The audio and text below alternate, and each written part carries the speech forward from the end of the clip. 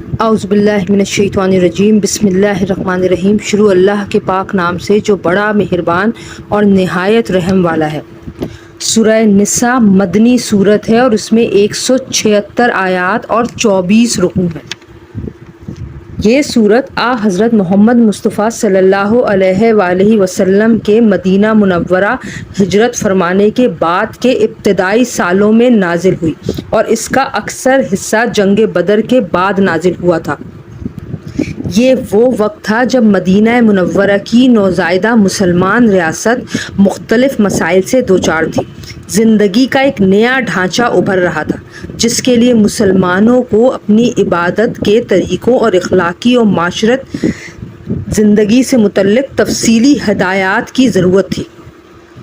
دشمن طاقتیں اسلام کی پیش قدمی کا راستہ روکنے کے لیے سر توڑ کوششوں میں مصروف تھیں اور مسلمانوں کو اپنی جغرافیائی اور نظریاتی سرحدوں کی حفاظت کے لیے نت نئے مسائل کا سامنا تھا۔ سورہ نساء نے ان تمام معاملات میں تفصیلی ہدایات فراہم کی ہیں۔ چونکہ ایک مستحکم خاندانی ڈھانچہ کسی بھی معاشرے کی اصل بنیاد ہوتا ہے، اسی لیے یہ صورت خاندانی معاملات کے بارے میں مفصل احکام سے شروع ہوئی ہے۔ چونکہ خاندانی نظام میں عورتوں کا بہت بڑا اور اہم ترین کردار ہوتا ہے، اسی لیے عورتوں کے بارے میں اس صورت نے تفصیلی احکامات عطا فرمائے ہیں، اور اسی لیے اس صورت کا نام بھی سورہ نساء ہے۔ جنگ احد کے بعد بہت سی خواتین بیوہ اور بہت سے بچے یتیم ہو گئے تھے، اس لیے سورت نے شروع ہی میں یتیموں کے حقوق کے تحفظ کا انتظام فرمایا ہے۔ میراث کے احکامات تفصیل سے بیان فرمائے ہیں۔ زمانہ جاہلیت میں عورتوں کے ساتھ طرح طرح کے ظلم ہوتے تھے۔ ان مظالم کی ایک ایک کر کے نشاندہی کی گئی ہے اور معاشرے سے ان کا خاتمہ کرنے کی ہدایات دی گئی ہیں۔ نکاح اور طلاق کے مفصل احکام بھی بیان کیے گئے ہیں اور میاں بیوی کے حقوق متعین فرمائے گئے ہیں، جس کے بعد انسان کی باطنی اور معاشرتی اصلاح کی طرف توجہ دلائی گئی ہے۔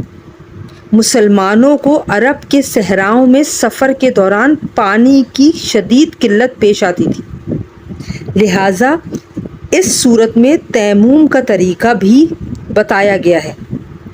سفر میں نماز قصر کرنے کی سہولت عطا فرمائی گئی ہے۔ نیز جہاد کے دوران نماز خوف کا طریقہ بھی بتایا گیا ہے۔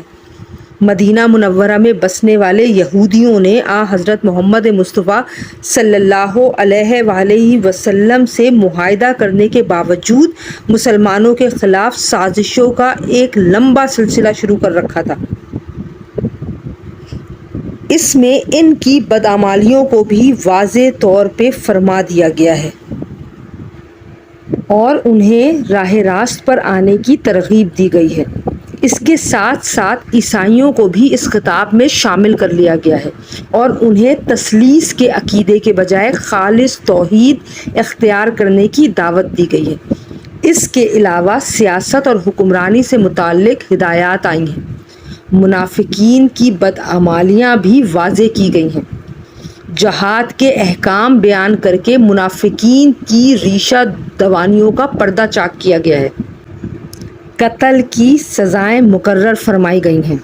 جو مسلمان مکہ مکرمہ میں رہ گئے تھے اور کفار کے ہاتھوں ظلم جھیل رہے تھے، ان کی ہجرت کے مسائل بھی زیر بحث آئے ہیں۔ اسی دوران بہت سے تنازعات محمد مصطفیٰ صلی اللہ علیہ وآلہ وسلم کے سامنے فیصلے کے لیے لائے گئے۔ ان کے فیصلے کا طریقہ آپ کو بتایا گیا ہے اور مسلمانوں کو آپ کا فیصلہ دل و جان سے قبول کرنے کی تاکید کی گئی ہے۔ توحید کی اہمیت کھل کر واضح کی گئی ہے۔ خاندانی نظام اور میراث کے بارے میں صحابہ کرام رضی اللہ تعالیٰ عنہ نے پیارے نبی محمد مصطفیٰ صلی اللہ علیہ وآلہ وسلم سے چند سوالات پوچھے تھے۔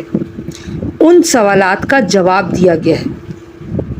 سورت کا خلاصہ یہ ہے کہ پوری سورت احکام اور تعلیمات سے بھری ہوئی ہے اور شروع میں تقویٰ کا جو حکم دیا گیا تھا، کہا جا سکتا ہے کہ پوری سورت اس کی تفصیلات بیان کرتی ہے۔